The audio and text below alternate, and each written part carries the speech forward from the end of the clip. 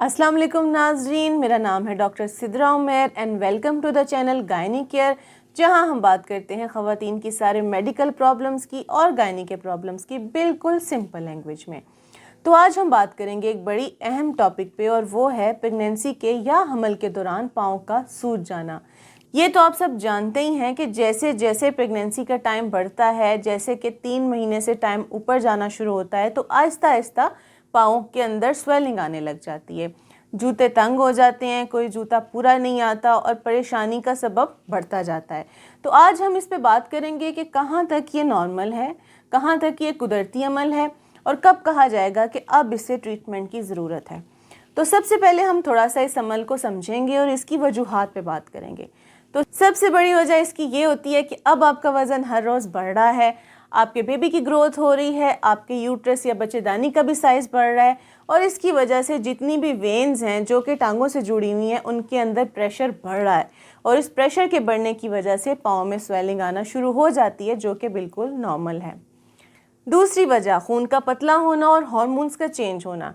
ये hormonal change और खून का पतलापन भी एडिमा या फिर पाँव के सूज जाने की वजह बनता है, तो ये भी एक बिल्कुल नॉर्मल वजह है। तीसरी वजह ट्विन प्रेगनेंसी। ट्विन प्रेगनेंसी में भी क्योंकि आपका वज़न नॉर्मल से ज़्यादा होगा, अब 2 बच्चों का वज़न है, बच्चेदानी का साइज़ भी बढ़ गया है, तो ऐसी सूरत में भी पाँव अक्सर सूज जाते हैं। तो हम कब तक कहेंगे ये नॉर्मल है? अगर आपको ये सूजन दिन के टाइम रहती है, अगर आपको ये सूजन रात को रेस्ट करने के बाद कम हो जाती है, जब आप अगली सुबह उठती हैं तो आपको लगता है कि इसमें फ़र्क है साइज़ में, तो तब तक ये बात बिल्कुल ठीक है। अगर इसके साथ आपको कोई और मेडिकल इशू नहीं चल रहा, जैसे कि शुगर का बढ़ जाना, ब्लड प्रेशर का बढ़ जाना, खून की कमी हो जाना, या इसके अलावा आपके यूरिन टेस्ट का ख़राब आना, तो ये अगर वजूहात आपको नहीं हो रही तो भी पाँव की स्वेलिंग बिल्कुल नॉर्मल और कुदरती अमल है। इससे परेशान मत होइए, ये डिलीवरी के बाद और बेबी के इस दुनिया के आने के बाद बिल्कुल ठीक हो जाती है। अब हम बात करेंगे कि आपको कब फिक्रमंद होना चाहिए कि अब ये पाँव की स्वेलिंग ठीक नहीं और इसके अंदर कोई मसला है। सबसे पहले अगर आपको लगे कि आपका वेट नॉर्मल से भी ज़्यादा तेज़ी से बढ़ रहा है, आपकी ये जो सोजिश है सिर्फ पाँव तक महदूद नहीं है, चेहरे और जिस्म के दूसरे हिस्सों पर भी आ रही है। इसके अलावा एक इम्पॉर्टेंट साइन कि रात को रेस्ट करने के बाद अमूमन अगले दिन तक ये स्वेलिंग काफ़ी हद तक अगर नॉर्मल और कुदरती है तो ये ठीक हो जाती है। अगर रात रेस्ट के बाद भी ये स्वेलिंग ठीक नहीं हो रही और आपकी मुसलसल पाँव की स्वेलिंग दिन रात बढ़ती ही अब ये परेशानी की बात है। इसके लिए फ़ौरन अपने गायनेकोलॉजिस्ट से कंसल्ट कीजिए। वो आपकी हिस्ट्री और एग्जामिनेशन के बाद कुछ आपके ब्लड के टेस्ट करवाएंगी और यूरिन का टेस्ट करवाएंगी, जिससे ये पता चल सके कि कोई मेडिकल इशू तो साथ साथ डेवलप नहीं हो रहा। अब वो क्या मेडिकल इश्यूज़ हो सकते हैं जिनके अंदर पाँव के अंदर सोजिश आती है? तो इसमें शुगर का बढ़ जाना, ब्लड प्रेशर का बढ़ जाना, प्रीक्लेम्शिया या जिसे हम कहते हैं कि पेशाब के अंदर प्रोटीन्स या आम ज़ुबान में चर्बी का आना, तो इन तमाम वजूहात में पाँव की सोजिश नॉर्मल नहीं रहती, ये ठीक नहीं होती बल्कि मतवातर बढ़ती जाती है।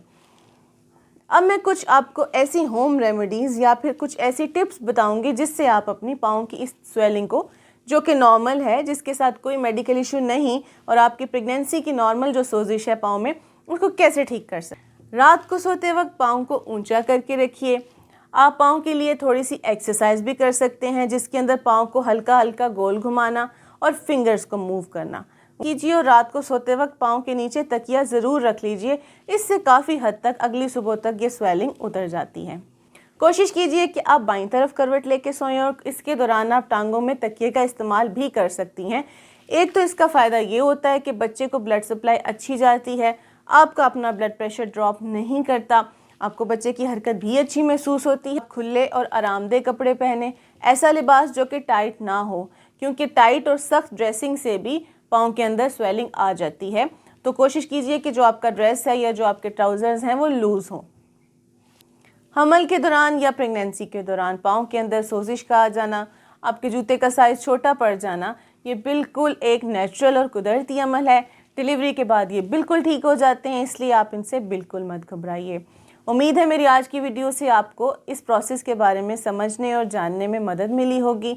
मेरी मज़ीद वीडियोस देखने के लिए मेरे चैनल को लाइक, शेयर एंड सब्सक्राइब करना ना भूलिए। अभी तक के लिए गायनी केयर के चैनल से अल्लाह हाफिज़।